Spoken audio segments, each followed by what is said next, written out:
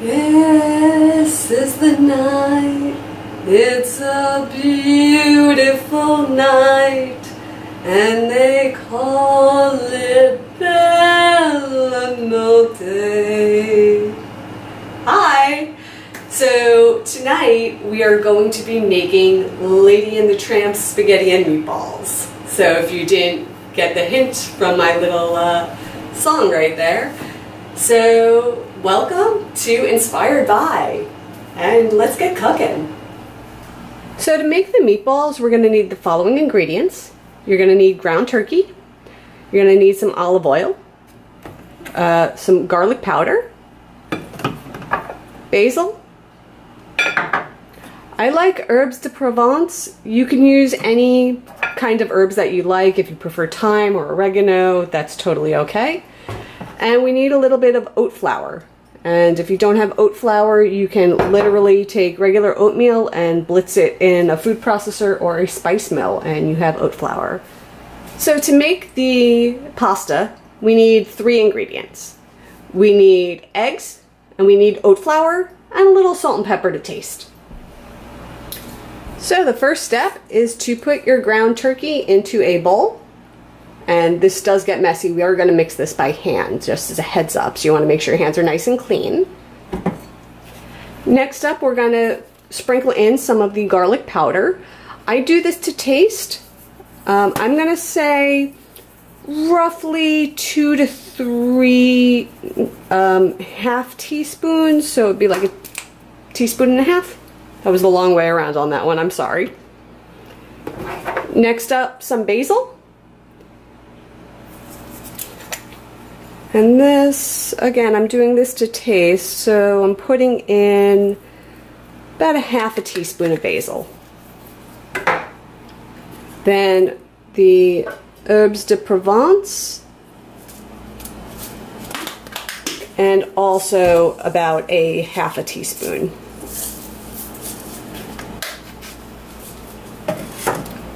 And then I'm just going to put a little salt and pepper to taste. I like this particular salt and pepper dispenser because it has both of them stored in one place, very convenient. Okay, and then some oat flour. Oat flour, we don't need a lot. This is just sort of to hold everything together. And this we're gonna take, what is that, like 1/8 of a cup? Maybe a little bit, yeah, about 1/8 of a cup. And now we start squishing that all together.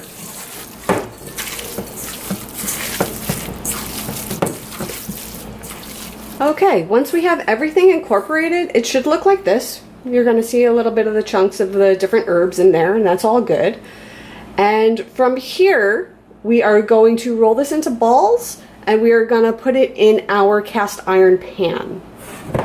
So there are 2 types of equipment that we are going to need to cook this. The first is a cast iron pan. If you don't have a cast iron pan, that's okay. We can cook this using a regular frying pan and then transfer it to a casserole dish or a baking sheet.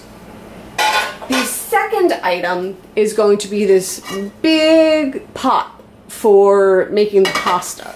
If you don't have a large pot like that, you can use a smaller pot, but you're going to have to cook it in a lot more batches. Okay, so we are going to be cooking our meatballs on a medium-high heat, and then after we sear them on the different sides, we're going to then take this entire pan and put it right into the oven, which is also preheating at 350 degrees right now. Also a warning, if you're using a cast iron pan, that handle gets super hot, don't touch it, use your oven mitt. Pooh Bear's our friend, keeps us from getting burned. It's important to have around. But we can't form the meatballs and have poo on our hand at the same time. That didn't sound right, but you know what I mean. So, in the pan already is a little bit of oil, about 2 to 3 tablespoons. Basically just enough, you want to be able to coat the bottom of the pan evenly, but you don't want a lot of oil. You don't want these meatballs sitting in like a pool of oil. So as this is heating up, I am forming the meatballs. They're about 2.5 inches. It's warm, but it's not warm enough yet. We're getting there. So we keep forming the meatballs. And if you want to make the meatballs a little bit bigger, a little bit smaller, you can do that. But just remember, it's going to affect your cooking time. So it may need to stay in the oven a little bit longer if they are larger meatballs, a little bit less if they are smaller meatballs, but that is totally okay. Pan is nice and hot, which is excellent. I don't want to get carried away here, so I just tweak the heat a little bit closer to the medium side. My oil is starting to smoke, so I probably want to turn this fan on. I'll turn it on after I film this, but we're gonna put these meatballs in here and get a nice sear going.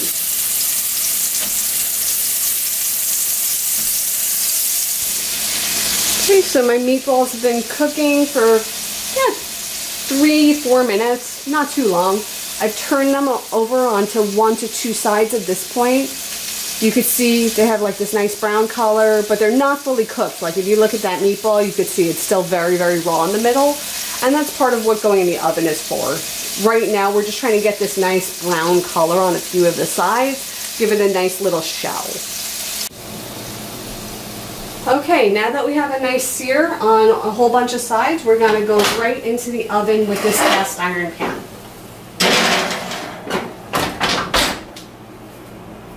You do need some special tools to do homemade pasta though.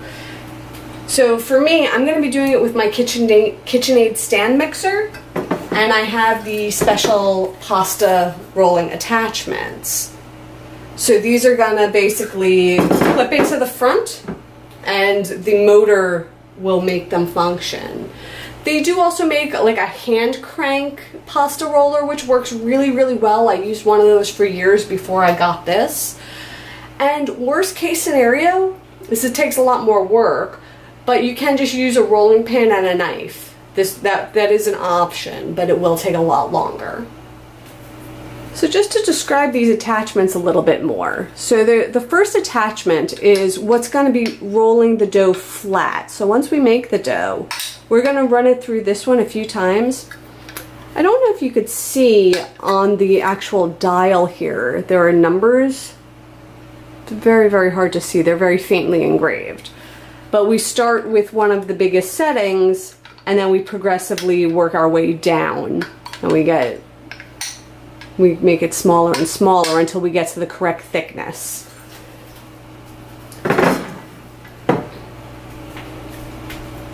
The other roller is what's actually going to cut the dough into a pasta-like shape. This particular roller is a linguine cutter, and you could see the spacing looks like linguine.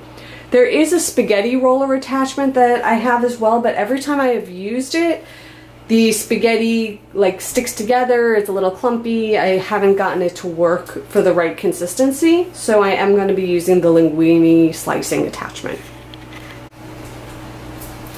So to make the actual dough, it's a 1-to-1 ratio, meaning 1 cup of flour to 1 egg.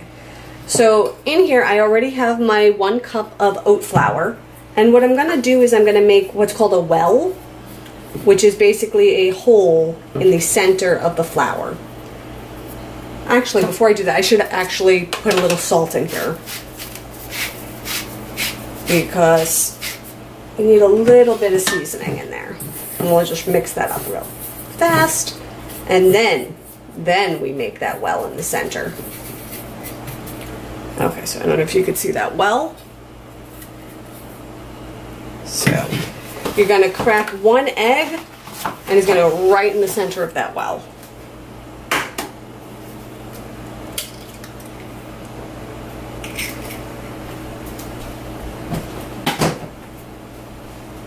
Okay.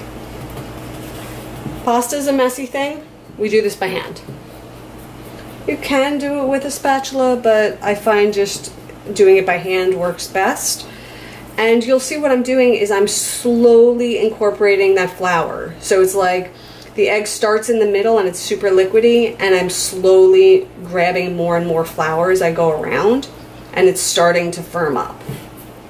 Okay, so now all of the flour has incorporated into the egg, but my dough is a little bit tough. So what I'm gonna do, I'm gonna add 1 tablespoon of water, and you can do this. You could do it a little at a time, like a tablespoon at a time.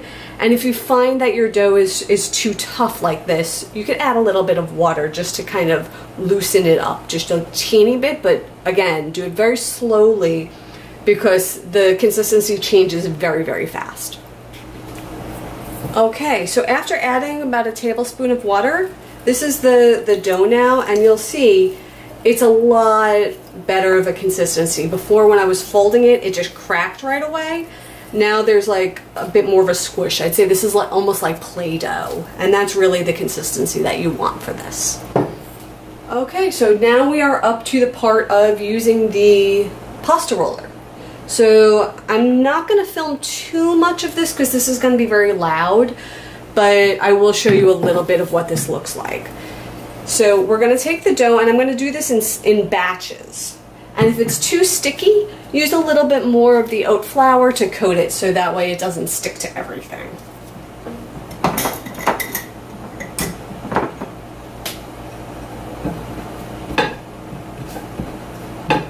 Okay, we'll turn this on. And we're going to start this on the biggest setting. So on this, that is setting number 8. Nope, sorry, setting 1. Setting 1 is where we're starting.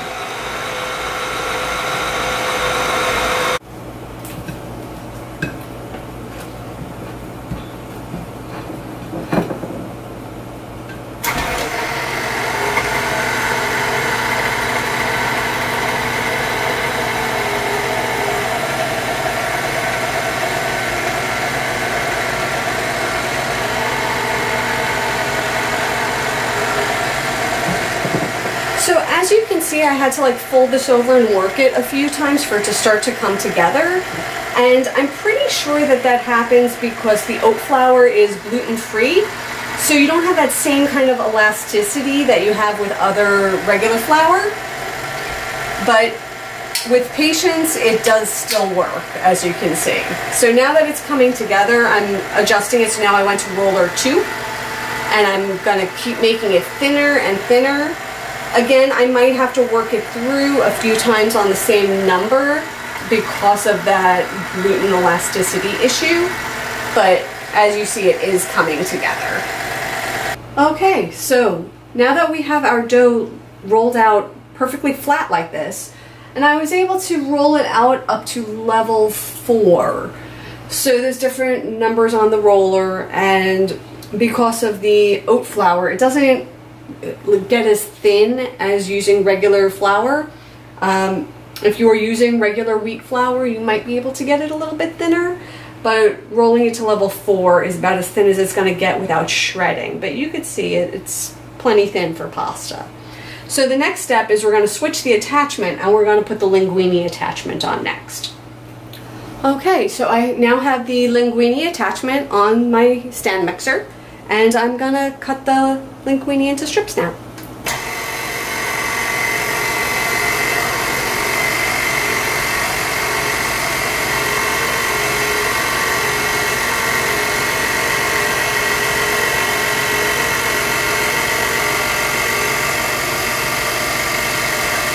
Okay, once the water has come to a boil, we're going to put the pasta in. So you also want to make sure that it's not sticking together, so as you drop it in, you want to just sort of check and kind of pull it apart if there's any clumping. And it's going to cook for a few minutes. Generally speaking, once it starts to float, it's done.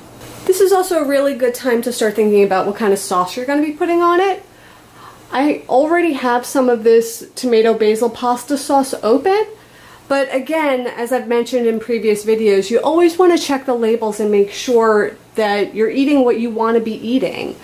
So if you look at this label, it really only has organic diced tomatoes, organic tomato puree, organic basil, extra virgin olive oil, again organic, organic onions, salt, organic garlic, organic dried onions, organic dried garlic, organic dried basil, and organic dried oregano. So this particular brand of tomato sauce is really made out of whole foods, and there really aren't any chemicals or preservatives in there. So it's a great option. And the meatballs finished a while ago, but I left them in the oven to keep them warm. So take the meatballs out. They were in there for about a half an hour.